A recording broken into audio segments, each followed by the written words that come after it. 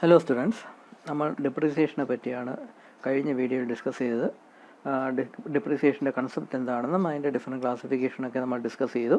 പിന്നെ ഈ depreciation amount calculate ചെയ്യാനുള്ള 4 മെത്തേഡ് ഉണ്ടെന്ന് പറഞ്ഞു. അതിലാദ്യത്തെ സ്ട്രെയിറ്റ് ലൈൻ മെത്തേഡും നമ്മൾ കഴിഞ്ഞ വീഡിയോയിൽ ഡിസ്കസ് ചെയ്തു.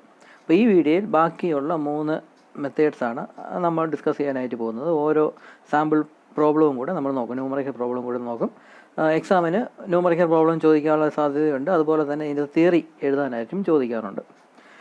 അപ്പോൾ ഇതിൽ നമ്മുടെ സിലബസിൽ ഈ ആദ്യത്തെ 3 എടുത്ത് മെൻഷൻ ചെയ്തിട്ടുണ്ട്. ഈ 3 മെത്തേഡ് മൊത്തത്തിൽ ഈ മെത്തേഡ്സ് ഓഫ് കാൽക്കുലേറ്റിംഗ് ഡിപ്രിസിയേഷൻ എന്ന ഹെഡിങ് കൊടുത്തിട്ടുണ്ട്. അതിൻ്റെ കൂടാതെ തന്നെ ഈ 3 മെത്തേഡ്സ് എടുത്ത് മെൻഷൻ ചെയ്തിട്ടുണ്ട്. പക്ഷേ 4ാമത്തെ മെത്തേഡും നമ്മൾ ഇതിൻ്റെ കൂടെ സാധാരണ പഠിക്കേണ്ടതാണ്. അതുകൊണ്ട് ഈ 4ാമത്തെ മെത്തേഡും കൂടെ നമ്മൾ പഠിക്കുന്നു. അപ്പോൾ ആദ്യം നമുക്ക് ഈ ഡിമിനിഷിംഗ് ബാലൻസ് മെത്തേഡ് എന്ന സംഭവം നോക്കാം.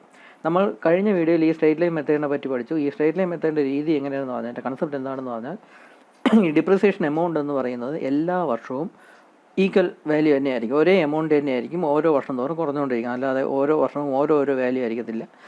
എല്ലാ വർഷവും സെയിം എമൗണ്ട് വെച്ചിട്ട് തന്നെയായിരിക്കും ഡിപ്രിസിയേഷൻ ഉണ്ടാകുന്നത്. അപ്പോൾ ആ ഒരു ലോജിക്കാണ് ഈ സ്ട്രെയിറ്റ് ലൈൻ മെത്തേഡ് ഫോളോ ചെയ്തത്. അതുപോലത്തെ സെയിം മെത്തേഡ് തന്നെയാണ് ഈ സിങ്കിങ് ഫണ്ട് മെത്തേഡും ഫോളോ ചെയ്യുന്നത്. അതായത് ഒരേ എമൗണ്ട് തന്നെയായിരിക്കും എല്ലാ വർഷവും. ഈ ഡിപ്രിസിയേഷൻ എമൗണ്ട് എന്ന് പറയുന്നത് കോൺസ്റ്റൻറ്റ് വാല്യൂ ആയിരിക്കും. സെയിം എമൗണ്ട് വെച്ചായിരിക്കും ഓരോ വർഷവും കുറയുന്നത്. അതായത് സിങ്കിങ് ഫണ്ട് മെത്തേഡിൽ ആ ഒരു കൺസെപ്റ്റാണ് ഫോളോ ചെയ്യുന്നത്. പക്ഷേ ഈ ഡിമിനിഷിംഗ് ബാലൻസ് മെത്തേഡിലും സം ഓഫ് ഇയേഴ്സ് ഡിജിറ്റ് മെത്തേഡിലും ആ ഒരു കൺസെപ്റ്റല്ല ഫോളോ ചെയ്യുന്നത്. ഇവരെങ്ങനെയാണെന്ന് പറഞ്ഞാൽ ഓരോ വർഷവും ഓരോ എമൗണ്ടാണ് ഈ ഡിപ്രീസിയേഷൻ എമൗണ്ട് എന്ന് പറയുന്നത്. അതായത് സാധാരണ പറയുന്നത് എങ്ങനെയാണെന്ന് പറഞ്ഞാൽ, ആദ്യത്തെ വർഷങ്ങളിൽ ഒരു മെഷീൻ പർച്ചേസ് ചെയ്ത് അതിൻ്റെ ആദ്യത്തെ വർഷങ്ങളിൽ ഡിപ്രീസിയേഷൻ ഉണ്ടാകുന്ന കൂടുതലായിരിക്കും. അതേസമയം അങ്ങോട്ട് പോകും തോറും, കൂടുതൽ വർഷങ്ങൾ അങ്ങോട്ട് പോകും തോറും എമൗണ്ട് കുറഞ്ഞു വരും എന്ന രീതിയിലുള്ള ആ ഒരു കൺസെപ്റ്റാണ് ഈ ഡിമിനിഷിംഗ് ബാലൻസ് മെത്തേഡും സം ഓഫ് ഇയേഴ്സ് ഡിജിറ്റ് മെത്തേഡും പറയുന്നത്. അവർ ആ കൺസെപ്റ്റ് ഉപയോഗിക്കാൻ റീസൺ എന്താണെന്ന് വെച്ചാൽ, ഈ പ്രൊഡക്ഷൻ കമ്പനീസിലൊക്കെ അവർ ഉപയോഗിക്കുന്ന മെഷീൻസ് അല്ലെങ്കിൽ മെഷീനറിയിലൊക്കെ ഉള്ള പാറ്റേൺ, അതിൻ്റെയൊക്കെ ഡിപ്രിസിയേഷൻ്റെ പാറ്റേൺ ഇങ്ങനെയാണെന്നാണ് പറയുന്നത്. അതായത് ആദ്യത്തെ വർഷങ്ങളിൽ ഡിപ്രിസിയേഷൻ എമൗണ്ട് എന്ന് പറഞ്ഞാൽ വളരെ കൂടുതലായിരിക്കും. അതേസമയം അങ്ങോട്ട് പോകും തോറും ഡിപ്രിസിയേഷൻ എമൗണ്ട് കുറഞ്ഞു വരും എന്ന രീതിയാണ് ഈ പ്രൊഡക്ഷൻ പ്ലാന്റുകളിലൊക്കെ ഉപയോഗിക്കുന്ന മെഷീനറിയുടെ ഡിപ്രിസിയേഷൻ എന്ന് പറയുന്നത്. അപ്പോൾ ആ കൺസെപ്റ്റ് ഫോളോ ചെയ്യുന്ന രീതിയിലാണ് ഈ ഡിമിനിഷിംഗ് ബാലൻസ് മെത്തേഡും സം ഓഫ് ഇയേഴ്സ് ഡിജിറ്റ് മെത്തേഡും യൂസ് ചെയ്യുന്നത്. അപ്പോൾ ഇതിനെപ്പറ്റി ഡീറ്റെയിൽഡായി ഡിസ്കസ് ചെയ്യുമ്പോൾ നമുക്കത് കാണാം. അപ്പോൾ ആദ്യം ഡിമിനിഷിംഗ് ബാലൻസ് മെത്തേഡ് എന്താണെന്ന് നോക്കാം. ഈ ഡിമിനിഷിംഗ് ബാലൻസ് മെത്തേഡിൽ നമ്മൾ പഠിക്കേണ്ട ഇക്വേഷനാണ് ഈ കൊടുത്തിരിക്കുന്നത്. സ്ട്രെയിറ്റ് ലൈൻ മെത്തേഡിൽ എങ്ങനെയാണെന്ന് പറഞ്ഞാൽ, നമ്മൾ ആദ്യത്തെ സ്ട്രെയിറ്റ് ലൈൻ മെത്തേഡിൽ എങ്ങനെയാണെന്ന് പറഞ്ഞാൽ, ഇക്വേഷൻ സോൾവ് ചെയ്യുമ്പോഴേക്കും നമുക്കൊരു വാല്യൂ കിട്ടും. ആ വാല്യൂ എന്ന് പറയുന്നത് ഓരോ വർഷവും എത്ര എമൗണ്ട് വെച്ചിട്ടാണ് കുറയേണ്ടത്, ആ ഡിപ്രിസിയേഷൻ എമൗണ്ടാണ് നമുക്ക് ഡയറക്റ്റ് ആയിട്ട് കിട്ടുന്നത് സ്ട്രെയിറ്റ് ലൈൻ മെത്തേഡിൽ. പക്ഷേ ഈ ഡിമിനിഷിംഗ് ബാലൻസ് മെത്തേഡിൽ നമ്മൾ ആക്ച്വലി ഈ ഇക്വേഷൻ സോൾവ് ചെയ്ത് കണ്ടെത്തുന്നത് ഈ ഡിപ്രിസിയേഷൻ ഫാക്ടർ എന്ന് പറയുന്ന ഒരു വാല്യൂ ആണ്. ഈ ഡിപ്രിസിയേഷൻ ഫാക്ടർ എന്ന് പറഞ്ഞാൽ എപ്പോഴും ലെസ് ദാൻ 1 ആയിരിക്കും അതിൻ്റെ വാല്യൂ എന്ന് പറയുന്നത്. ലെസ് ദാൻ 1 എന്ന് പറയുമ്പോൾ 0.2 അല്ലെങ്കിൽ 0.3 അല്ലെങ്കിൽ 0.05 അങ്ങനത്തെ ലെസ് ദാൻ 1 കുറഞ്ഞ ഒരു വാല്യൂ ആയിരിക്കും ഡിപ്രിസിയേഷൻ ഫാക്ടറായിട്ട് നമുക്ക് കിട്ടുന്നത്. അതിന് നമുക്ക് പെർസെൻറ്റേജിൽ നമുക്ക് റെപ്രസെൻറ്റ് ചെയ്യാം. ഇപ്പോൾ 0.2 എന്നാണ് ഈ ഡിപ്രിസിയേഷൻ ഫാക്ടർ കിട്ടുന്നതെങ്കിൽ 20% എന്നൊക്കെ നമുക്ക് പെർസെൻറ്റേജ് വാല്യൂസിന് നമുക്ക് പറയാം. അപ്പം ഈ ഒരു ഇക്വേഷൻ സോൾവ് ചെയ്യുമ്പോൾ നമുക്ക് ഈ ഡിപ്രിസിയേഷൻ ഫാക്ടറാണ് കിട്ടുന്നത്. ഈ ഇക്വേഷനിൽ ഉപയോഗിച്ചിട്ടുള്ളത് ഈ സ്ക്രാപ്പ് വാല്യൂ, ഇവിടെ ന്യൂമറേറ്ററിൽ സ്ക്രാപ്പ് വാല്യൂ വരുന്നുണ്ട്, ഡിനോമിനേറ്ററിൽ ഇനിഷ്യൽ കോസ്റ്റും വരുന്നുണ്ട്. അപ്പോൾ ഈ ഇക്വേഷൻ സോൾവ് ചെയ്യുമ്പോൾ നമുക്ക് ഈ ഡിപ്രിസിയേഷൻ ഫാക്ടർ കിട്ടും.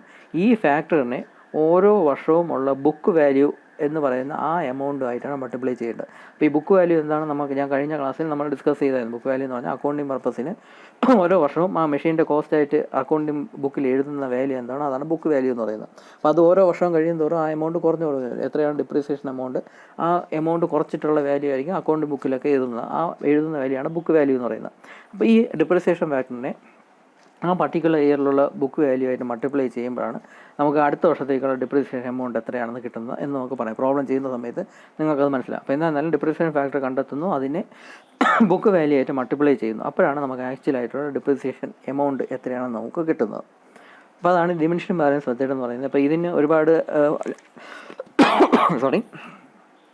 1-2 മെറിറ്റ്സും ഡിമെറിറ്റ്സും ഒക്കെ നിങ്ങൾ പഠിക്കേണ്ടതായിട്ടുണ്ട്. എല്ലാ മെത്തേഡിനും ഈ 4 മെത്തേഡിനും നമ്മൾ 1-2 മെറിറ്റ്സും ഡിമെറിറ്റ്സും ഒക്കെ പഠിക്കേണ്ടതായിട്ടുണ്ട്. എന്നാൽ നമ്മൾ എക്സാമിന് തിയറി ക്വസ്റ്റ്യൻ ചോദിക്കുമ്പോൾ എഴുതാനൊക്കത്തുള്ളൂ. അപ്പോൾ ഇതിൻ്റെ മെറിറ്റ് എന്ന് പറയുന്നത് കുറച്ച് ഈസി ആയിട്ടുള്ള ഒരു കൺസെപ്റ്റാണ്. ഇക്വേഷനൊക്കെ സിമ്പിളാണ്, നമുക്ക് കാൽക്കുലേഷനൊക്കെ ഈസിയാണ്, അങ്ങനെയൊക്കെ പറയാം. പക്ഷേ ഇതിൻ്റെ ഒരു ലിമിറ്റേഷൻ എന്താണെന്ന് പറഞ്ഞാൽ, ഒന്നാമത്തെ മെയിൻ ലിമിറ്റേഷൻ 1-2 ഉണ്ട്, നിങ്ങൾ ടെക്സ്റ്റിൽ വായിച്ചാൽ മതി. ഇതിൻ്റെ മെയിൻ ലിമിറ്റേഷൻ എന്തെന്ന് പറഞ്ഞാൽ, ഈ സ്ക്രാപ്പ് വാല്യൂ ഇല്ലാത്ത എന്തെങ്കിലും മെഷീനറി ആണെങ്കിൽ, ഇപ്പോൾ എല്ലാ മെഷീനറിയിലും സ്ക്രാപ്പ് വാല്യൂ വേണം എന്ന് നിർബന്ധം പിടിക്കാനൊക്കത്തില്ല. ചില മെഷീനൊന്നും സ്ക്രാപ്പ് വാല്യൂ കാണത്തില്ല, സ്ക്രാപ്പ് വാല്യൂ എന്ന് പറഞ്ഞാൽ 0 ആയിരിക്കാം. അപ്പോൾ അങ്ങനെ സ്ക്രാപ്പ് വാല്യൂ 0 വരുന്ന മെഷീനറിക്കൊന്നും അല്ലെങ്കിൽ മെഷീൻസിനൊന്നും നമുക്ക് ഈ ഒരു മെത്തേഡ് യൂസ് ചെയ്യാനൊക്കത്തില്ല. കാരണം ന്യൂമറേറ്ററിൽ തന്നെ 0 വന്നു കഴിഞ്ഞാൽ പിന്നെ നമുക്ക് സൊല്യൂഷൻ ഒന്നും കിട്ടാത്ത അവസ്ഥയായിപ്പോൾ. അപ്പം സ്ക്രാപ്പ് വാല്യൂ 0 വരുന്ന മെഷീനിൻ്റെ ഡെപ്രിസിയേഷൻ വാല്യൂ കണ്ടെത്താനായിട്ട് നമുക്ക് ഈ മെത്തേഡ് യൂസ് ചെയ്യാനൊക്കത്തില്ല. പക്ഷേ ബാക്കി സൈഡിലെ മെത്തേഡിലൊക്കെ ആണെങ്കിൽ ആ ഒരു പ്രശ്നമില്ല. സ്ക്രാപ്പ് വാല്യൂ 0 ആണെങ്കിൽ പോലും നമുക്ക് ആ മെത്തേഡ് യൂസ് ചെയ്യാനൊക്കെ. പക്ഷേ ഇവിടെ നമുക്ക് പറ്റത്തില്ല. ഇവിടെ ന്യൂമറിക്കലിൽ 0 വന്നാൽ നമുക്ക് പിന്നെ ആൻസർ ഒന്നും കിട്ടത്തില്ല എന്നൊരു കുഴപ്പമുണ്ട്. അപ്പോൾ സ്ക്രാപ്പ് വാല്യൂ 0 ആണെങ്കിൽ ഈ മെത്തേഡ് യൂസ് ചെയ്യാനേ പറ്റത്തില്ല. എന്തെങ്കിലും ഒരു എമൗണ്ട് സ്ക്രാപ്പ് വാല്യൂ ആയിട്ട് വേണം, എന്നാൽ മാത്രമേ ഈ മെത്തേഡ് യൂസ് ചെയ്യാൻ ഒക്കത്തുള്ളൂ. പിന്നെയും 1-2 പ്രോബ്ലംസ് ഉണ്ട് ഈ മെത്തേഡിന്, അത് നിങ്ങൾ ടെക്സ്റ്റിൽ നോക്കിയാൽ മതി. അപ്പോൾ നമുക്ക് ആദ്യം ഈ ഇതിൻ്റെ ഡിമിനിഷിംഗ് ബാലൻസ് മെത്തേഡ് വെച്ചിട്ട് ഒരു പ്രോബ്ലം ചെയ്ത് നോക്കാം. An engine lathe was purchased for 20,000. അതായത് ലെയ്ത്തിൻ്റെ പ്രൈസ് എമൗണ്ട് എന്ന് പറയുന്നത് 20,000 ആണ്. യഥാർത്ഥ ലെയ്ത്തിൻ്റെ വില എന്ന് പറഞ്ഞാൽ 20,000 ഒന്നുമല്ല, മെയ് 1 or 2 lakhs ഒക്കെ ആവും. പക്ഷേ ഇവിടെ ഇപ്പം കൺസിഡർ ചെയ്യുന്നു ഒരു എൻജിൻ ലെയ്ത്ത് എന്താണെന്ന് അറിയാമല്ലോ, മെക്കാനിക്കൽ വർക്ക്ഷോപ്പിലൊക്കെ പോയിട്ടുള്ളവർക്കറിയാം ലെയ്ത്ത് എന്താണെന്ന്. അപ്പം ലെയ്ത്ത് എന്ന് പറയുന്ന മെഷീൻ പർച്ചേസ് ചെയ്ത് 20,000 rupees കൊടുത്തിട്ടാണ്. അതിൻ്റെ ലൈഫ് എന്ന് പറയുന്നത് 10 years എന്ന് കമ്പനി പറയുന്നുണ്ട്. അതിൻ്റെ സ്ക്രാപ്പ് വാല്യൂ 5,000 rupees ആണ്. നമുക്കിവിടെ കണ്ടെത്തേണ്ടത് ഡിപ്രീസിയേഷൻ എമൗണ്ട് എത്രയാണെന്ന് കണ്ടെത്തണം, പിന്നെ ബുക്ക് വാല്യൂം എത്രയാണെന്ന് കണ്ടെത്തണം. ഇപ്പം at the end of second year, 2ാം വർഷത്തിൻ്റെ അവസാനം, അതായത് 2 വർഷം കഴിയുമ്പോൾ ഇതിൻ്റെ ഡിപ്രീസിയേഷൻ എമൗണ്ട് എത്രയാണെന്നും ബുക്ക് വാല്യൂ എത്രയാണെന്ന് നമുക്ക് കണ്ടെത്തണം. അപ്പോൾ ഈ മെത്തേഡിൻ്റെ പ്രത്യേകത എന്ന് പറഞ്ഞാൽ ഓരോ വർഷവും ഡിഫറൻറ്റ് ഡിപ്രീസിയേഷൻ എമൗണ്ട് ആയിരിക്കും. സെയിം വാല്യൂ വെച്ചായിരിക്കത്തില്ല എല്ലാ വർഷവും കുറയുന്നു, ഓരോ വർഷവും ഓരോ എമൗണ്ട് ആയിരിക്കും. അപ്പോൾ അതുകൊണ്ടാണ് ഈ 2ാമത്തെ വർഷത്തെ അവസാനത്തെ ഡിപ്രീസിയേഷൻ എമൗണ്ട്, ആ സെക്കൻഡ് ഇയറിൻ്റെ ഡിപ്രീസിയേഷൻ എമൗണ്ട് എത്രയാണെന്ന് കണ്ടെത്തണം. അതിന് കറസ്പോണ്ടിങ് ആയിട്ടുള്ള ബുക്ക് വാല്യൂ എത്രയാണെന്ന് കണ്ടെത്തണം. അപ്പോൾ ഇതാണ് നമ്മുടെ ഇക്വേഷൻ എന്ന് പറയുന്നത്. ഈ ഇക്വേഷനിൽ ഉപയോഗിച്ച് നമ്മൾ ഈ വാല്യൂസ് ഇട്ട് കൊടുക്കുകയും നമുക്ക് എക്സ് ഡിപ്രീസിയേഷൻ ഫാക്ടറിൻ്റെ വാല്യൂ ആണ് കിട്ടുന്നത്. അപ്പോൾ വാല്യൂസ് നമ്മൾ ഇട്ട് കൊടുക്കുന്നു. സ്ക്രാപ്പ് വാല്യൂ 5,000ഉം മെഷീൻ്റെ വാല്യൂ 20,000 ഇട്ട് കൊടുക്കുന്നു. റേസ് ടു 1/10 എടുത്ത് അത് 1ൽ നിന്ന് മൈനസ് ചെയ്യുന്നു. ഈ ഒരു പോയിന്റും കൂടെ ശ്രദ്ധിക്കുക, 1ൽ നിന്ന് മൈനസ് ചെയ്യുന്നതാണിത്. അങ്ങനെ ചെയ്യുമ്പോഴേക്കും നമുക്ക് ഈ ഒരു ആൻസറായും കിട്ടുന്ന 0.1294 എന്നൊരു വാല്യൂ ആണ് ഈ ഡിപ്രീസിയേഷൻ ഫാക്ടറായിട്ട് കിട്ടുന്നത്. നമുക്ക് 12.94 എന്നും പെർസെൻറ്റേജ് വാല്യൂസിൽ 12.94 എന്നും പറയാം. അപ്പോൾ നമ്മൾ ചെയ്യുന്നത് എന്താണെന്ന് പറഞ്ഞാൽ, ഞാൻ പറഞ്ഞു ഈ ഫാക്ടറിനെ, ഈ കിട്ടുന്ന ഡിപ്രീസിയേഷൻ ഫാക്ടറിനെ ബുക്ക് വാല്യൂ ആയിട്ട് മൾട്ടിപ്ലൈ ചെയ്യപ്പെടുകയാണ് നമുക്ക് ഡിപ്രീസിയേഷൻ എമൗണ്ട് കിട്ടുന്നു എന്ന് നമ്മൾ പറഞ്ഞു. അപ്പോൾ ഇവിടെ നമ്മൾ നോക്കുന്നതെന്ന് പറഞ്ഞാൽ ആദ്യത്തെ വർഷത്തെ ബുക്ക് വാല്യൂ എന്ന് പറഞ്ഞാൽ ആക്ച്വലി ഈ മെഷീൻ പർച്ചേസ് ചെയ്യുന്ന സമയത്തുള്ള വാല്യൂ ആണ്.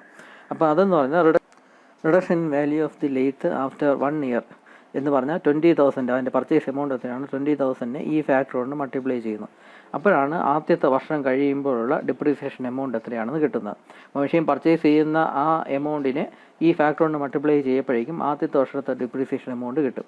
അപ്പോൾ ആദ്യത്തെ വർഷം കഴിയപ്പം മെഷീൻ്റെ എത്ര എമൗണ്ട് കുറയുന്നു എന്ന് പറഞ്ഞാൽ ഈ 2,588 രൂപയാണ് കുറയുന്നത്. അപ്പോൾ അതിൻ്റെ ബുക്ക് വാല്യൂ നമുക്ക് എങ്ങനെ കാൽക്കുലേറ്റ് ചെയ്യാമെന്ന് പറഞ്ഞാൽ ഈ 20,000 പർച്ചേസ് എമൗണ്ടിൻ്റെ 20,000 നിന്നും ഈ ഡിപ്രീസിയേഷൻ എമൗണ്ട് കുറയ്ക്കുകയാണെങ്കിൽ ഒരു വർഷം കഴിയുമ്പോഴുള്ള ബുക്ക് വാല്യൂ, ഒരു വർഷം കഴിഞ്ഞിട്ടുള്ള അക്കൗണ്ടിങ് പർപ്പസിന് ഉപയോഗിക്കുന്ന വാല്യൂ എന്ന് പറഞ്ഞാൽ ഈ 20,000 നിന്ന് 2,588 മൈനസ് ചെയ്യുമ്പോൾ കിട്ടുന്ന വാല്യൂ ആണ്. അതാണ് ഈ 17,412 എന്ന് പറയുന്നത്. അപ്പോൾ ഒരു വർഷം കഴിഞ്ഞിട്ടുള്ള അക്കൗണ്ടിങ് പർപ്പസിന് മെഷീൻ്റെ വാല്യൂ ആയിട്ട് എഴുതുക നമ്മൾ ഈ എമൗണ്ട് ആയിരിക്കും. അപ്പോൾ ആദ്യത്തെ വർഷത്തെ ഡിപ്രീസിയേഷൻ എമൗണ്ട് എന്ന് പറഞ്ഞാൽ ഇതാണ്.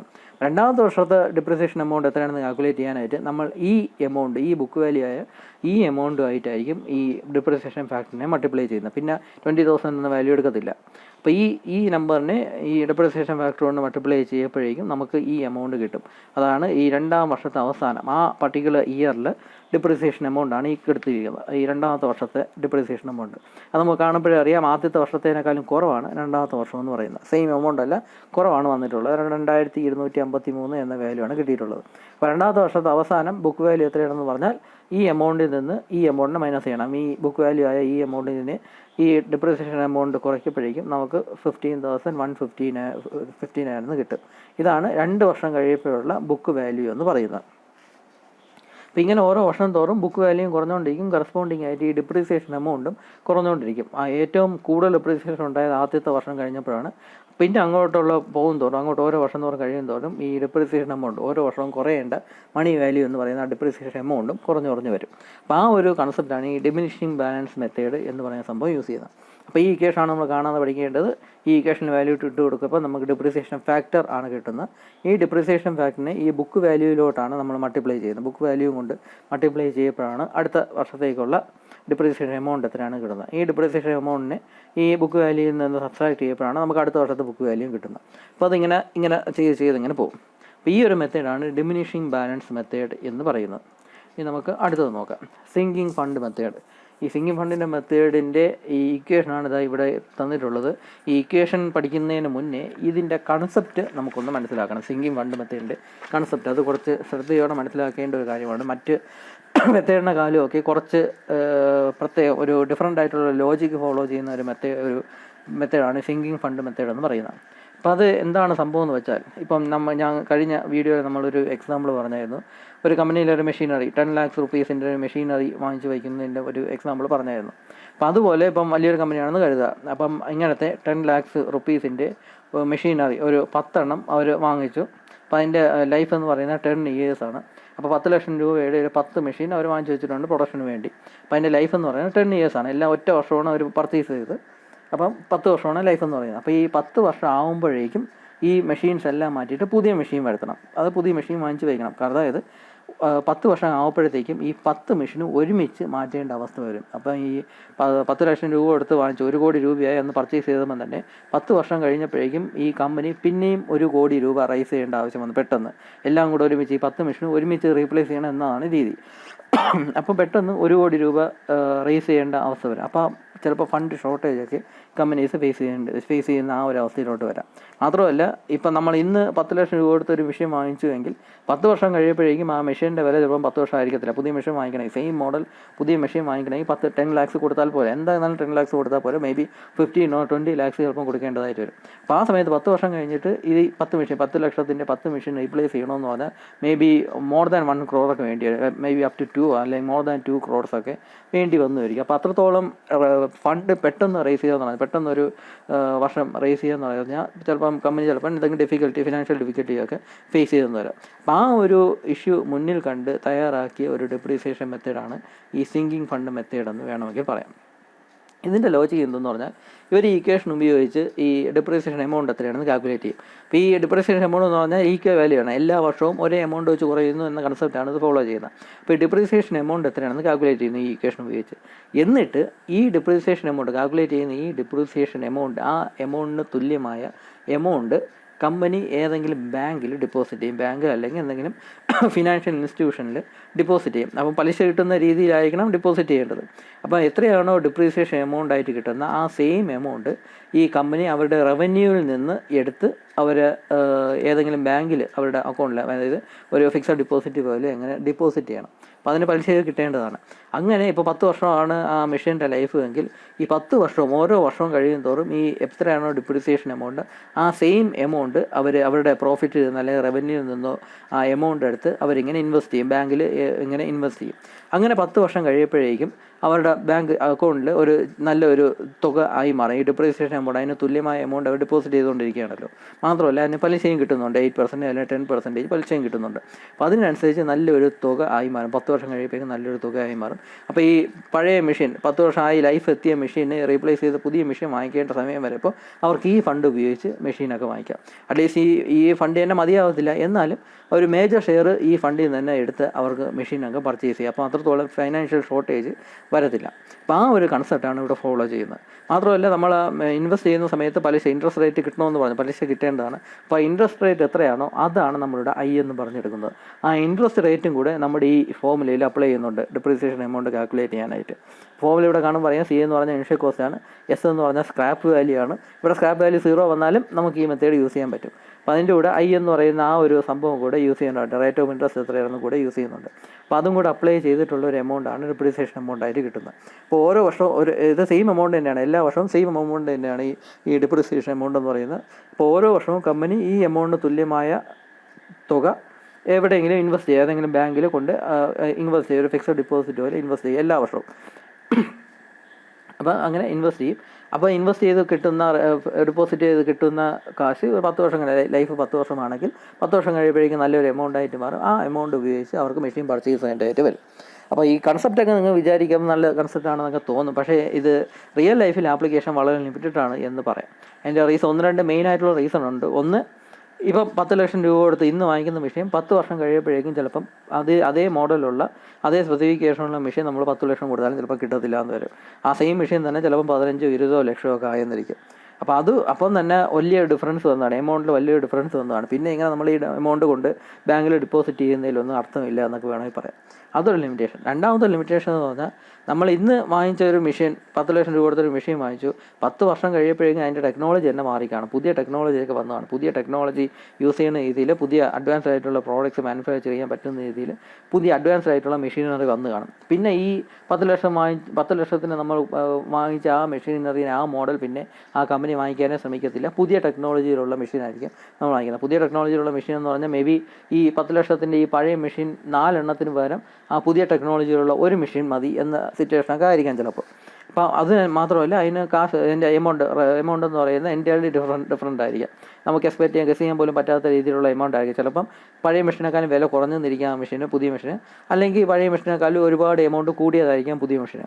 അപ്പോൾ അങ്ങനെയൊക്കെ ആയിരിക്കും 10 വർഷം. അപ്പോൾ അതുകൊണ്ട് ഈ ലൈഫ് തീരപ്പം സെയിം മെഷീൻ തന്നെ പിന്നെയും വാങ്ങിക്കുക എന്നൊരു കണ്ടീഷനൊന്നും ആയിരിക്കില്ല മിക്കവാറും ഈ കമ്പനികളിൽ.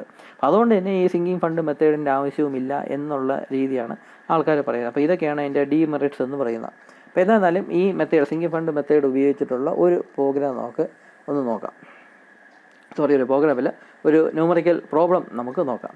ഇവിടെ നോക്കാം. A machinery with initial value of 30,000 and salvage value of 3,000 at the end of 10 years ഈ സോൾഡ് ഫോർ 20,000 ആഫ്റ്റർ 1 year. ഒരുപാട് കാര്യങ്ങൾ പറയുന്നുണ്ട്. അതായത് മെഷീൻ്റെ പർച്ചേസ് എമൗണ്ട്, ഇനിഷ്യൽ കോസ്റ്റ് എന്ന് പറയുന്നത് 30,000 ആണ്. അതിൻ്റെ സ്ക്രാപ്പ് വാല്യൂ അല്ലെങ്കിൽ സാൽവേജ് വാല്യൂ എന്ന് പറയുന്നത് 3,000 rupees. അതിൻ്റെ ലൈഫ് എന്ന് പറയുന്നത് 10 years ആണ്. എല്ലാം കൊടുത്തിട്ടുണ്ട്. ലൈഫ് എന്ന് പറയുന്നത് 10 years ഉണ്ട്. പക്ഷേ ഇവിടെ സംഭവം എന്തെന്ന് വെച്ചാൽ 1 വർഷം കഴിഞ്ഞപ്പോഴേക്കും ഈ 30,000 രൂപ കൊടുത്ത് വാങ്ങിച്ച മെഷീൻ 20,000 രൂപയ്ക്ക് അവർ സെക്കൻഡ് ഹാൻഡ് കൊടുത്തു. അത് മേ ബി എന്തെങ്കിലും റീസൺ കാണാം, മേ ബി പുതിയ ടെക്നോളജിയിലുള്ള മെഷീൻ വന്ന് കാണാം, അങ്ങനെ എന്തെങ്കിലും ഒരു റീസൺ അതിനുണ്ടായിരിക്കാം. എന്തായാലും 30,000 രൂപയ്ക്ക് വാങ്ങിച്ച മെഷീൻ 1 വർഷം കഴിഞ്ഞപ്പോഴേക്കും അവർ 20,000 രൂപയ്ക്ക് വിറ്റു, സെക്കൻഡ് ഹാൻഡ് കൊടുത്തു കഴിഞ്ഞു. അപ്പം നമുക്ക് കണ്ടെത്തേണ്ടത് എന്താണെന്ന് വെച്ചാൽ ഇങ്ങനെ ഈ ഒരു ഡീല് അത് പ്രോഫിറ്റ് ആണോ ലോസ് ആണോ എന്ന് നമുക്ക് കണ്ടെത്തണം. നമുക്കത് വായിച്ചപ്പോഴേ മനസ്സിലായി അത് വലിയൊരു മണ്ടത്തരായിപ്പോയി. 30,000 രൂപയുടെ മെഷീൻ വാങ്ങിച്ചിട്ട് 1 വർഷം കഴിഞ്ഞ് 20,000 രൂപയ്ക്ക് സെക്കൻഡ് ഹാൻഡ് കൊടുക്കുക എന്ന് പറഞ്ഞാൽ എന്തായാലും അത് നഷ്ടം തന്നെയാണ്, കമ്പനിക്ക് നഷ്ടം തന്നെയാണ്. അപ്പോൾ എന്താണെന്നാലും എത്രത്തോളം നഷ്ടമാണ് എന്ന് കാൽക്കുലേറ്റ് ചെയ്തെടുക്കണമല്ലോ. അപ്പോൾ അതാണ് നമ്മുടെ ഈ ഒരു പ്രോബ്ലം കൊണ്ട് ഉദ്ദേശിക്കുന്നത്. What is the profit or loss if sinking fund method. ഇപ്പോൾ മെത്തേഡ് ഏതെന്ന് പറഞ്ഞിട്ടുണ്ട്, ഏത് മെത്തേഡാണ് ഉപയോഗിക്കേണ്ടതെന്ന് പറഞ്ഞിട്ടുണ്ട്. Sinking fund method at 8% interest is compounded annually is used. അതായത് 8% ഇൻട്രസ്റ്റ് റേറ്റ് വെച്ച് ആണ് നമ്മളിങ്ങനെ ഈ സിങ്കിങ് ഫണ്ട് മെത്തേഡ് ഉപയോഗിക്കുന്നുവെങ്കിൽ ഈ പ്രോഫിറ്റ് ആണോ ലോസ് ആണോ എന്ന സംഭവം ആണ് നമ്മൾ കണ്ടെത്തേണ്ടത്. പ്രോഫിറ്റ് ആണല്ലോ, അപ്പോൾ നമുക്ക് വായിച്ചപ്പോൾ തന്നെ മനസ്സിലായി അത് വലിയൊരു നഷ്ടമാണ്. എന്നാലും എത്ര എമൗണ്ട് നഷ്ടമായി എന്ന് നമുക്ക് കണ്ടുപിടിക്കണമല്ലോ. അപ്പോൾ അതിന് നമുക്ക് ഈ സിങ്കിങ് ഫണ്ട് മെത്തേഡ് യൂസ് ചെയ്യാം. ഇപ്പോൾ സിങ്കിങ് ഫണ്ട് മെത്തേഡിൻ്റെ ഇക്വേഷനാണ് ഈ കൊടുത്തിട്ടുള്ളത്. ആ ഇക്വേഷന് വാല്യൂസ് എല്ലാം ഡയറക്റ്റ് തന്നിട്ടുണ്ട്. സി തന്നിട്ടുണ്ട്, എസ് തന്നിട്ടുണ്ട്, ഐയുടെ വാല്യൂ തന്നിട്ടുണ്ട്. 0.08 എന്ന് ഇടാൻ പാടില്ല, 0.08 എന്ന് വേണം ഇടാൻ. എന്നിൻ്റെ വാല്യൂ 10 തന്നിട്ടുണ്ട്. ഈ ഇക്വേഷനിലോട്ട് വാല്യൂസ് തന്നിട്ടുള്ള വാല്യൂസ് ആദ്യം നിങ്ങൾക്കറിയാം, ഒരു പ്രോബ്ലം തന്നു കഴിഞ്ഞാൽ തന്നിട്ടുള്ള ഡാറ്റ എല്ലാം എടുത്ത് എഴുതണമെന്ന് നമുക്കറിയാം. ഞാൻ പ്രത്യേകിച്ച് പറയേണ്ട ആവശ്യമില്ല, അതുകൊണ്ടാണ് ഞാനിവിടെ കൊടുക്കാത്തത്. ഓരോ തന്നിട്ടുള്ള ഡാറ്റ എല്ലാം എടുത്ത് എഴുതിയിട്ട് വേണം ഈ ഇക്വേഷനും എഴുതിയിട്ട് പിന്നെ അതെല്ലാം സബ്സ്റ്റിറ്റ്യൂട്ട് ചെയ്ത് കാണിക്കാനായിട്ട്. അപ്പോൾ എന്തായാലും അപ്പോൾ ഈ ഇക്വേഷനോട്ട് ഓരോ വാല്യൂസ് ആയിട്ട് സബ്സ്റ്റിറ്റ്യൂട്ട് ചെയ്യുന്നു. സോൾവ് ചെയ്യുമ്പോഴേക്കും നമുക്ക് ഇങ്ങനെ ഒരു ആൻസർ കിട്ടുന്നു, 1864 എന്ന വാല്യൂ കിട്ടുന്നു. ഇതാണ് ഡിപ്രീസിയേഷൻ എമൗണ്ട് എന്ന് പറയുന്നത്. അതായത് ഓരോ വർഷവും ഇത്ര എമൗണ്ട് വെച്ചിട്ടാണ് കുറഞ്ഞുകൊണ്ടിരിക്കുന്നത്. അപ്പോൾ ഇത് സെയിം എമൗണ്ട് തന്നെയാണ് എല്ലാ വർഷവും. ഓരോ വർഷം തോറും ഡിപ്രീസിയേഷൻ എമൗണ്ട് മാറുന്നില്ല, സെയിം എമൗണ്ട് തന്നെയാണ് എല്ലാ വർഷവും കുറഞ്ഞുകൊണ്ടിരിക്കുന്നത്. അപ്പോൾ ഇങ്ങനെ നോക്കി എമൗണ്ട് കിട്ടിക്കഴിഞ്ഞു. അപ്പോൾ നമുക്കിവിടെ കണ്ടെത്തേണ്ടത് എന്താണെന്ന് പറഞ്ഞാൽ 1 വർഷം കഴിയപ്പോൾ ആക്ച്വലായിട്ടുള്ള ഡിപ്രിഷിയേറ്റഡ് വാല്യൂ എത്രയാണെന്ന് നമുക്ക് നോക്കണം. 30,000 നിന്ന് എത്ര എമൗണ്ട് കുറഞ്ഞു എന്ന് നോക്കണം 1 വർഷം കഴിഞ്ഞപ്പോഴേക്കും. ഇപ്പം depreciation fund at the end of 1 year എന്ന് ആദ്യത്തെ വർഷത്തെ ഡിപ്രിസിയേഷൻ ഫണ്ട് എന്ന് പറഞ്ഞാൽ ഡിപ്രിസിയേഷൻ എമൗണ്ട് എന്ന് പറഞ്ഞാൽ 1864. അതായത് ബുക്ക് വാല്യൂ, അതായത് ആക്ച്വലായിട്ടുള്ള ആ മെഷീൻ്റെ വില ഇപ്പോൾ 1 വർഷം കഴിഞ്ഞപ്പോഴേക്കും 30,000 നിന്ന് ഈ ഡിപ്രിസിയേഷൻ എമൗണ്ട് കുറയ്ക്കപ്പോഴേക്കും 28,136 എന്ന് കിട്ടി. അപ്പോൾ ഇതാണ് 1 വർഷം കഴിയുമ്പോഴേക്കും ആ മെഷീൻ്റെ വില എന്ന് പറയുന്നത് ഈ 28,136 rupees. അപ്പോൾ ഇത് കിട്ടേണ്ട സ്ഥാനത്താണ് നമ്മൾ 20,000 രൂപയ്ക്ക് ആ മെഷീൻ വിറ്റ് തുറച്ചത്. നമുക്ക് ആക്ച്വലി ഈ 28,136 28,136 rupees ആയിരുന്നു ആ മെഷീൻ്റെ വില എന്ന് പറയുന്നത് 1 വർഷം കഴിഞ്ഞപ്പോൾ. അപ്പോൾ ആ വിലയ്ക്കുള്ള മെഷീനാണ് 20,000 രൂപയ്ക്ക് നമ്മൾ സെക്കൻഡ് ഹാൻഡ് കൊടുത്തത്. വ്യത്യാസം മനസ്സിലായി. അപ്പോൾ നമുക്ക് ഇവിടുത്തെ ഇതിൻ്റെ ഡിഫറൻസ് എടുക്കണം. എത്ര രൂപ അപ്പോൾ നഷ്ടമാണെന്ന് മനസ്സിലായി, എത്ര രൂപ നഷ്ടം ആണെന്ന് കണ്ടെത്താനായിട്ട് ഈ എമൗണ്ടിൽ നിന്ന് ഈ എമൗണ്ട് അങ്ങ് മൈനസ് ചെയ്താൽ മതി, നമുക്ക് എത്രയാണെന്ന് ആൻസർ കിട്ടും. ഇപ്പോൾ തന്നെ അറിയാം 8736 അത് ഇവിടെ തന്നെ കിട്ടിയിട്ടുണ്ട്. 8136 റുപ്പീസിൻ്റെ നഷ്ടമാണ് കമ്പനിക്ക് ഉണ്ടായത്. ഇങ്ങനെ ഒരു രീതി ചെയ്തത് വെച്ച് 30,000 രൂപയ്ക്ക് വാങ്ങിച്ച ഒരു മെഷീൻ ഒരു വർഷം കഴിഞ്ഞപ്പോൾ 20,000 രൂപയ്ക്ക് വിറ്റ് തുളച്ചപ്പോഴേക്കും നമുക്ക് നഷ്ടപ്പെട്ടതെന്ന് പറഞ്ഞാൽ 8736 രൂപ. 10,000 രൂപ നഷ്ടപ്പെട്ടു എന്നല്ല നമ്മൾ പറയേണ്ടത്. ഡിപ്രിസിയേഷൻ എമൗണ്ടൊക്കെ വെച്ച് നോക്കുമ്പം 8136 റുപ്പീസാണ് നമുക്ക് നഷ്ടപ്പെട്ടത്. ആക്ച്വലി നമ്മൾ വിൽക്കേണ്ടത് ഈ വിലയ്ക്കായിരുന്നു. 28,136 28,136 റുപ്പീസിനായിരിക്കണമായിരുന്നു നമ്മൾ വിൽക്കേണ്ടത്. പക്ഷേ വിറ്റത് 20,000 ആയിപ്പോയി. അപ്പോൾ ഇത്രയും എമൗണ്ട് ലോസ് വന്നു. അപ്പോൾ ഇതാണ് ഒരു പ്രോബ്ലം എന്ന് പറയുന്നത്. സിങ്കിങ് ഫണ്ട് മെത്തേഡ് ഉപയോഗിച്ചിട്ടുള്ള പ്രോബ്ലമാണിത്. പിന്നെ അടുത്തൊരു മെത്തേഡ് നോക്കാം, sum of ES digit method. ഇത് വളരെ കോമൺ ആയിട്ട് ഉപയോഗിക്കുന്ന ഒരു മെത്തേഡാണ്.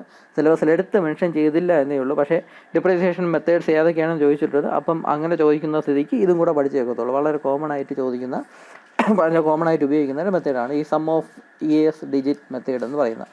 ചിലപ്പം SYD എന്നും പറയും. സം ഓഫ് ES ഡിജിറ്റ് അതിൻ്റെ ഷോർട്ട് ഫോമാണ് SYD. അപ്പോൾ ഇതാണ് ഇക്വേഷൻ എന്ന് പറയാം. ഈ ഒരു ഇക്വേഷൻ ആക്ച്വലി ടെക്സ്റ്റ് ബുക്കിൽ തന്നിട്ടില്ല. ഞാൻ ടെക്സ്റ്റ് ബുക്കിൽ ആ സംഭവം വായിച്ചിട്ട് ഞാൻ തന്നെ ഉണ്ടാക്കി എടുത്ത ഒരു ഇക്വേഷനാണ്. ഇത് കാണാതെ പഠിക്കേണ്ട ആവശ്യമൊന്നുമില്ല. ജസ്റ്റ് കൺസെപ്റ്റ് മാത്രം മനസ്സിലാക്കാനാണ് ഞാൻ ഇവിടെ ഇക്വേഷൻ കൊടുത്തത്. ടെക്സ്റ്റ് ബുക്കിലൊന്നും കൊടുത്തിട്ടില്ല. അപ്പോൾ ഇവിടെ നോക്കുക, നമുക്ക് ഈ ഇക്വേഷൻ സോൾവ് ചെയ്യുമ്പോൾ നമ്മൾ പറയാം അങ്ങനെ ഇക്വേഷൻ സോൾവ് ചെയ്യുമ്പോൾ നമുക്ക് ഡിപ്രിസിയേഷൻ എമൗണ്ട് എത്രയാണെന്ന് കിട്ടും. ഈ മെത്തേഡിൻ്റെ ഒരു പ്രത്യേകത എന്തെന്ന് പറഞ്ഞാൽ ഓരോ വർഷവും ഡിപ്രിസിയേഷൻ എമൗണ്ട് എന്ന് പറഞ്ഞാൽ ഡിഫറൻ്റ് ആയിരിക്കും. ആദ്യത്തെ വർഷങ്ങളിൽ തുടങ്ങുന്ന ഇനിഷ്യൽ ഇയേഴ്സിൽ ഡിപ്രിസിയേഷൻ എമൗണ്ട് വളരെ കൂടുതലായിരിക്കും.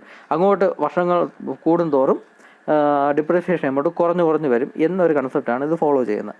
അപ്പോൾ ഇവിടെ C എന്ന് പറയുന്ന ഇനിഷ്യൽ കോസ്റ്റാണ്, S എന്ന് പറയുന്ന സ്ക്രാപ്പ് വാല്യൂ ആണ്. അപ്പോൾ ഈ മെത്തേഡും സ്ക്രാപ്പ് വാല്യൂ 0 ആണെങ്കിൽ നമുക്ക് യൂസ് ചെയ്യാൻ പറ്റും. ഇതിൻ്റെ തന്നെ ഡിഫറൻസ് എടുക്കുക. ആ ഡിഫറൻസിനെ ഈ ഒരു ഫാക്ടർ കൊണ്ട് മൾട്ടിപ്ലൈ ചെയ്യുക എന്നതാണ് മീനിങ്. N/σn എന്ന് പറയുന്ന ഒരു ഫാക്ടർ എന്നൊക്കെ വേണമെങ്കിൽ പറയാം. വേണമെങ്കിൽ നമ്മൾ നേരത്തെ പറഞ്ഞ പോലെ ഡിപ്രിസിയേഷൻ ഫാക്ടർ എന്നൊക്കെ വേണമെങ്കിൽ പറയാം. അപ്പോൾ ഈ ഫാക്ടറിൻ്റെ ഈ N എന്ന് പറഞ്ഞാൽ എത്ര വർഷം ബാക്കിയുണ്ട്, അതിൻ്റെ ഇയേഴ്സിന് എത്ര വർഷം ബാക്കിയുണ്ട് എന്നതാണ് ഈ N എന്നുകൊണ്ട് ഉദ്ദേശിക്കുന്നത്. അപ്പോൾ അതായത് ഇപ്പം 10 വർഷം ലൈഫുള്ള ഒരു മെഷീനാണെന്ന് കരുതുക. ആദ്യത്തെ വർഷം എടുക്കപ്പോൾ ആദ്യത്തെ വർഷം നമ്മൾ കൺസിഡർ ചെയ്യുമ്പം ഈ Nൻ്റെ വാല്യൂ എന്ന് പറഞ്ഞാൽ 10 ആയിരിക്കും. കാരണം ആദ്യത്തെ വർഷം കൺസിഡർ ചെയ്യുമ്പോൾ ബാക്കി 10 ഇയേഴ്സ് അവിടെ ബാക്കിയുണ്ട്. ഈ N എന്ന് പറയുന്ന എത്ര വർഷം റിമൈനിങ് എന്നാണ് നമ്മൾ ഉദ്ദേശിക്കുന്നത്.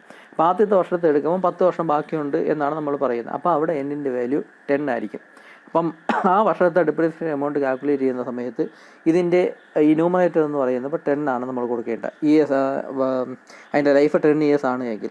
എന്നാൽ ഒരു വർഷം കഴിയുകയാണെങ്കിൽ ബാക്കി 9 വർഷത്തെ ലൈഫ് അതിനുണ്ട്.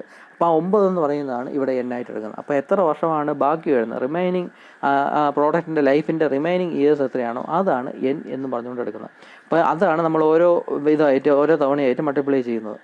അപ്പോൾ ഈ Nൻ്റെ വാല്യൂ എന്ന് പറഞ്ഞാൽ മാറി വരും. ഓരോ വർഷം കഴിയും തോറും Nൻ്റെ വാല്യൂ ഇങ്ങനെ കുറഞ്ഞു വരും. റിമൈനിങ് ഇയേഴ്സ് ആണ് ഈ N എന്ന് റെപ്രസെൻറ്റ് ചെയ്യുന്നത്. അപ്പോൾ ഓരോ വർഷവും കഴിയും തോറും Nൻ്റെ വാല്യൂ കുറഞ്ഞു വരും. ഈ ഡിനോമിനേറ്ററുള്ള ഈ വാല്യൂ എന്ന് പറഞ്ഞാൽ കോൺസ്റ്റൻ്റ് ആണ്, σn ആണ്. അതായത് N വാല്യൂസിൻ്റെ സം എത്ര വർഷമുണ്ട്. ഇപ്പം 10 വർഷമാണ് അതിൻ്റെ ലൈഫ് എന്ന് പറഞ്ഞാൽ Nൻ്റെ വാല്യൂ എന്ന് പറയുന്നത് 1 മുതൽ 10 വരെ വേരി ചെയ്യുന്നതായിരിക്കും Nൻ്റെ വാല്യൂ. അപ്പോൾ ഈ 1 മുതൽ 10 വരെയുള്ള നമ്പേഴ്സിൻ്റെ സമ്മാണ് ഇവിടെ σn എന്ന് പറയുന്നത്. ഇപ്പോൾ ഒരു പ്രോഡക്റ്റിൻ്റെ ലൈഫ് 5 വർഷമാണ് എങ്കിൽ Nൻ്റെ വാല്യൂ എന്ന് പറഞ്ഞാൽ 1 മുതൽ 5 വരെ ആയിരിക്കും വേരി ചെയ്യുന്നത്. അപ്പോൾ ആ 1 2 3 4 5 1 മുതൽ 5 വരെയുള്ള നമ്പേഴ്സിൻ്റെ സമ്മാണ് നമ്മളിവിടെ σn എന്ന് പറഞ്ഞെടുക്കുന്നത്. അപ്പോൾ ഈ σn കോൺസ്റ്റൻറ്റ് വാല്യൂ ആണ്. നമ്മൾ പ്രോബ്ലം ചെയ്യുന്ന സമയത്ത് σn കോൺസ്റ്റൻറ്റ് വാല്യൂ ആണ്. പക്ഷേ Nൻ്റെ വാല്യൂ ഓരോ വർഷവും ഡിഫറൻ്റ് ആയിരിക്കും. ആദ്യത്തെ വർഷം Nൻ്റെ വാല്യൂ എന്ന് പറഞ്ഞാൽ എത്ര വർഷം ബാക്കിയുണ്ട്, അതിൻ്റെ ലൈഫ് എത്ര വർഷം ബാക്കിയുണ്ട് അതായിരിക്കും. രണ്ടാം വർഷം എന്ന് പറഞ്ഞാൽ അതിൽ നിന്ന് ഒരു വർഷം കുറച്ചിട്ടുള്ള വാല്യൂ ആയിരിക്കും വരുന്നത്. അപ്പോൾ എന്തായാലും അങ്ങനെ ചെയ്യുമ്പോഴാണ് നമുക്ക് ഈ ഡിപ്രിസിയേഷൻ എമൗണ്ട് കിട്ടുന്നത്. നമുക്ക് ഇതിൻ്റെയും ഒരു പ്രോബ്ലം നമുക്ക് നോക്കാം. അപ്പോൾ നമുക്ക് ഡീറ്റെയിൽ ആയിട്ട് മനസ്സിലാവും. അപ്പോൾ ഞാനിത് ഈ ടേബിൾ ഫോമിലൊക്കെയാണ് ഇതിൻ്റെ സൊല്യൂഷൻ കണ്ടെത്തിയിരിക്കുന്നത്. ആദ്യം നമുക്ക് ക്വസ്റ്റ്യൻ വായിക്കാം. ഇവിടെ ഈ computer has been purchase for 40,000. ഒരു കമ്പ്യൂട്ടറിൻ്റെ വില എന്ന് പറഞ്ഞാൽ 40,000 ആണ്. And its useful life is 8 years. 8 വർഷത്തെ ലൈഫുണ്ട്. അപ്പോൾ 10 വർഷമല്ല, 8 വർഷത്തെ ലൈഫാണ് കമ്പ്യൂട്ടറിനുള്ളത്. It scrap value at the end of 8th year is estimated as 4,000. അതായത് 8 വർഷം കഴിയുമ്പോഴേക്കും എൻ്റെ സ്ക്രാപ്പ് വാല്യൂ എന്ന് പറയുന്നത് 4,000 റുപ്പീസേ ഉള്ളൂ. Calculate the depreciation at the end of 6th year using SYD method. SYD method പറഞ്ഞാൽ sum of ES digit method പറഞ്ഞിട്ടുണ്ട്. 6ാമത്തെ വർഷത്തിൻ്റെ അവസാനം ഡിപ്രീസിയേഷൻ എമൗണ്ട് എത്രയാണെന്ന്, ആ പർട്ടിക്കുലർ വർഷത്തെ ഡിപ്രീസിയേഷൻ എമൗണ്ട് എത്രയാണെന്ന് കണ്ടെത്തേണ്ടത്. അല്ലാതെ മൊത്തം ആദ്യത്തെ വർഷം മുതലുള്ള ഡിപ്രീസിയേഷൻ എമൗണ്ട് എത്രയാണെന്നല്ല കണ്ടെത്തേണ്ടത്, 6ാമത്തെ വർഷത്തെ ഡിപ്രീസിയേഷൻ എമൗണ്ട് എത്രയാണെന്നാണ് കണ്ടെത്തേണ്ടത്. അപ്പോൾ ലൈഫ് എന്ന് പറഞ്ഞാൽ 8 വർഷമാണ്. പക്ഷേ 6ാമത്തെ വർഷം അപ്പം എത്ര എമൗണ്ടാണ് കുറയണം, മണി വാല്യൂയിൽ ഉണ്ടാകുന്ന കുറവ് എത്രയാണെന്നാണ് ഡിപ്രീസിയേഷൻ എമൗണ്ടാണ് കാൽക്കുലേറ്റ് ചെയ്യേണ്ടത്. അപ്പോൾ ഇതാണ് നമ്മുടെ ബേസ് ഇക്വേഷൻ എന്ന് പറയുന്നത്. നമ്മളിവിടെ ടേബിൾ ഫോമിലാണ് കാര്യങ്ങളെല്ലാം റെപ്രസെൻറ്റ് ചെയ്യുന്നത്. ആദ്യം ഇവിടെ ഇയർ എന്ന് പറഞ്ഞുകൊണ്ട് 1 2 3 4 5 6 5 6 7 8 എന്ന് കൂടെ കൊടുത്തിട്ടുണ്ട്. 8 വരെ എത്താൻ കാരണം എന്ന് പറഞ്ഞാൽ ഇവിടെ യൂസ്ഫുൾ ലൈഫ് 8 years ആണ്. അപ്പോൾ അതുകൊണ്ട് ആ ഇയറിനെ ഓരോന്നായിട്ട് റെപ്രസെൻറ്റ് ചെയ്തു. 8 വർഷത്തെ ലൈഫുള്ളതാണ്. അപ്പോൾ 1 മുതൽ 8 വരെ നമ്മളിവിടെ എഴുതി. ഇവിടെ അടുത്ത കോളത്തിൽ നമ്മൾ റിമൈനിങ് യൂസ് ഓഫ് ലൈഫാണ് നമ്മൾ എഴുതിയിരിക്കുന്നത്. അതായത് ആദ്യത്തെ വർഷം നമ്മൾ കൺസിഡർ ചെയ്യണമെങ്കിൽ എത്ര വർഷം റിമൈനിങ് ഉണ്ട്, പ്രോഡക്റ്റിൻ്റെ ലൈഫ് എത്താനായിട്ട് എത്ര വർഷം റിമൈനിങ് ഉണ്ട്, 8 വർഷം ബാക്കിയുണ്ട്. അപ്പോൾ അതാണ് റിമൈനിങ് ലൈഫ് എന്ന് പറയുന്നത്. രണ്ടാം വർഷം കൺസിഡർ ചെയ്യുമ്പോൾ പിന്നെ എത്ര വർഷം ബാക്കിയുണ്ട്, പിന്നെ 7 വർഷം ബാക്കിയുണ്ട്. രണ്ടാമത്തെ വർഷം കൺസിഡർ ചെയ്യുമ്പോൾ ബാക്കി ഇനി 7 വർഷം ബാക്കിയുണ്ട്. മൂന്നാമത്തെ വർഷം കമ്പയർ ചെയ്യുകയാണെങ്കിൽ ബാക്കി 6 വർഷം ബാക്കിയുണ്ടെന്ന് പറയാം.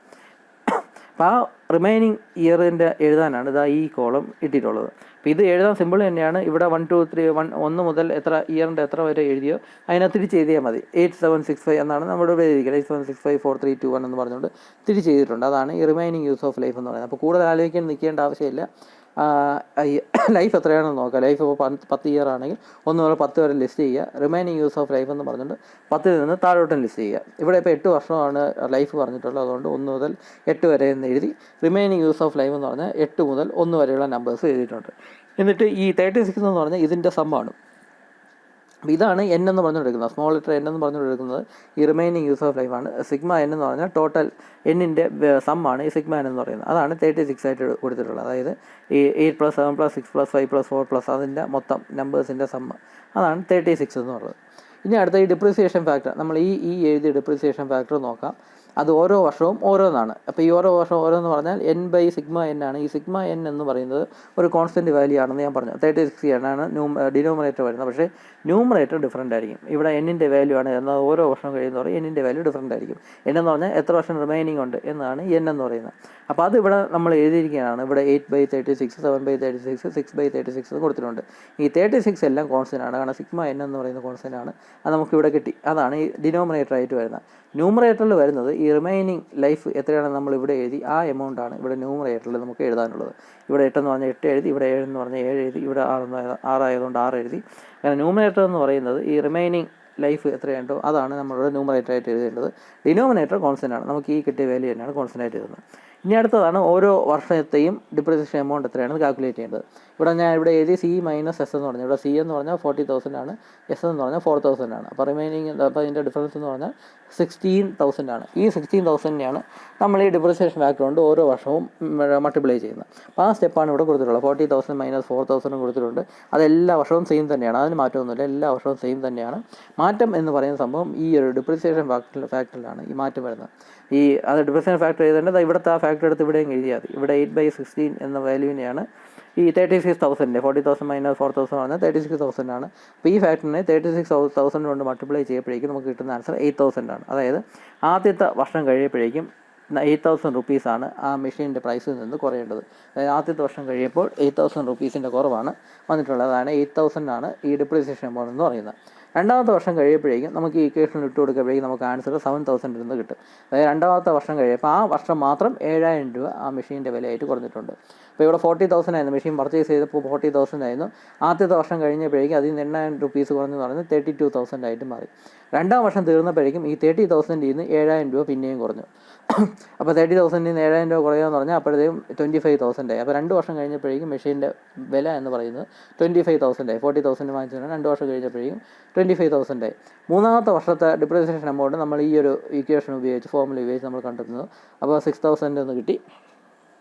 4 വർഷം കഴിഞ്ഞപ്പോഴേക്കും ഉള്ള എമൗണ്ട് 5,000 എന്ന് കിട്ടി. അപ്പോൾ ഓരോ വർഷവും ഇവിടെ കാണുമ്പോൾ തന്നെ അറിയാം ഓരോ വർഷവും ഓരോ എമൗണ്ടാണ് ഡിപ്രിസിയേഷൻ എമൗണ്ട് എന്ന് പറയുന്നത്.